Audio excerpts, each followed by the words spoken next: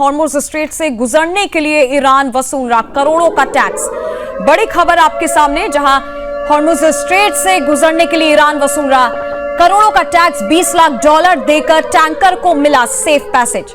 आपको बता दें, समुद्र में IRGC का कंट्रोल, बिना अनुमति के एंट्री नहीं होगी। साथ ही ईरान ने जहाजों से वसूली करना अब शुरू कर दिया है। बड़ी खबर, मिडिल ईस्ट में जंग का 21वां दिन और अब ईरान जहाजों से वसूली करना ईरान ने शुरू कर दी है। $20 लाख देकर टैंकर को मिला सेफ पैसेज। समुद्र में IRGC का कंट्रोल हुआ है, साथ ही बिना अनुमति के नो एंट्री वहां पर बोल दिया गया है। भारत समेत कई देश सीधे ईरान से कर रहे बातचीत। युद्ध के बीच तेल सप्लाई पर ईरान की पकड़ मजबूत। बड़ी खबर आपके सामने, जहां IRGC का रजिस्ट्रेशन सिस्टम, पैसे दो और रास्ता लो। मिडिल ईस्ट टेंशन में समंदर अब नया टैक्स जोन बन गया है। मिडिल ईस्ट के हालात जैसे बन रहे 21वां दिन आज जंग का है और उसी बीच ईरान ने अब नया रास्ता ढूंढा है, जहां हॉर्मुज़ से गुजरने के लिए अब ईरान जो है टैक्स वसूल रहा है। IRGC का रजिस्ट्रेशन सिस्टम, पैसे दो और रास्ता लो। मिडिल ईस्ट टेंशन में समंदर अब एक नया टैक्स जोन बन चुका है।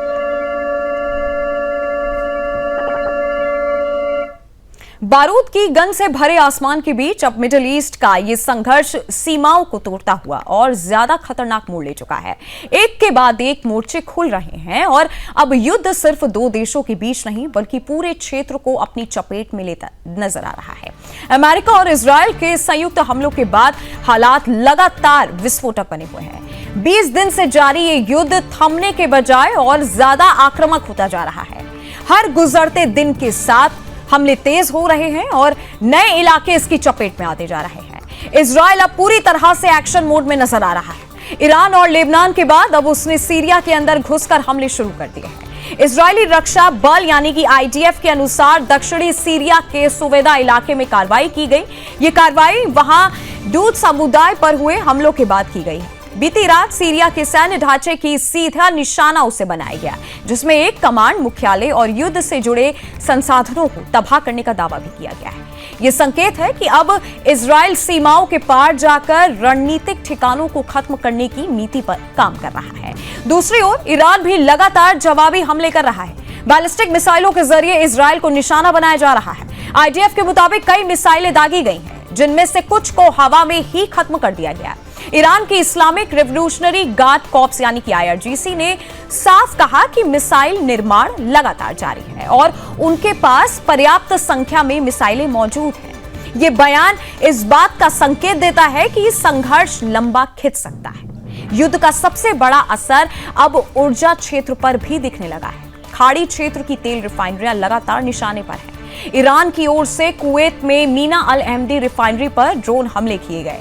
इन हमलों में कुछ यूनिट्स में आग लगने की खबर सामने आई है। इसके जवाब में इजरायल ने भी ईरान के सबसे अहम गैस इंफ्रास्ट्रक्चर पर प्रहार किया है।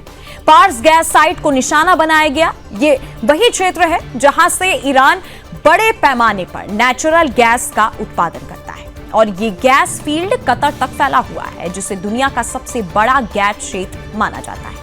अब सबसे बड़ा सवाल यही है कि क्या यह संघर्ष यहीं रुकेगा या और ज्यादा देशों को अपनी चपेट में ले लेगा, क्योंकि जिस तरह से हर दिन नए मोर्चे खुल रहे हैं, उससे साफ है कि यह युद्ध अब और ज्यादा व्यापक और विनाशकारी रूप ले सकता है।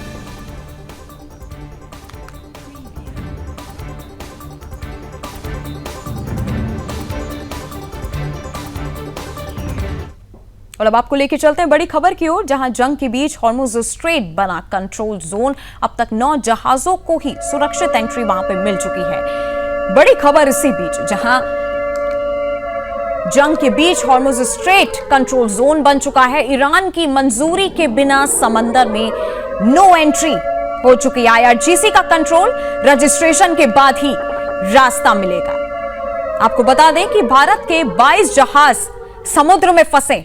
चिंता बढ़ी है। सुरक्षित रास्ते के लिए देशों की ईरान से डील, लारक द्वीप के पास से गुजर रहे जहाज और साथ ही जांच भी कड़ी कर दी गई। ईरान की मंजूरी के बिना एक तरीके से समंदर में नो एंट्री का साइन बता दिया गया है। साथ ही IRGC का कंट्रोल है और रजिस्ट्रेशन के बिना कोई भी रास्ता वहां पे नहीं मिलेगा। जंग के बीच हॉर्मुज़ स्ट्रेट पर कंट्रोलिंग देखी जा रही है और अब तक सिर्फ 9 जहाजों को ही एंट्री मिल चुकी है। आपको बता दें कि भारत के 22 जहाज समुद्र में फंसे हैं। सुरक्षित रास्ते के लिए देशों की ईरान से डील है, साथ ही लारक द्वीप के पास से गुजर रहे जहाज और कड़ी जांच सबकी की जा रही है। तेल सप्लाई पर ईरान का अब दबदबा देखा जा रहा है और दुनिया में दूसरी तरफ टेंशन भी बढ़ती जा रही है। मिडिल ईस्ट में बिगड़ते हालात के बीच अब समुद्र का रास्ता एक तरीके से टैग जोन साबित होता हुआ दिख रहा है, जहां से लारक द्वीप के पास से जहाज गुजर रहे हैं और कड़ी जांच की जा रही है। तेल सप्लाई पर ईरान का दबदबा एक तरीके से देखा जा रहा है। भारत के 22 जहाज समुद्र में फंसे हुए हैं, जो चिंता का विषय है।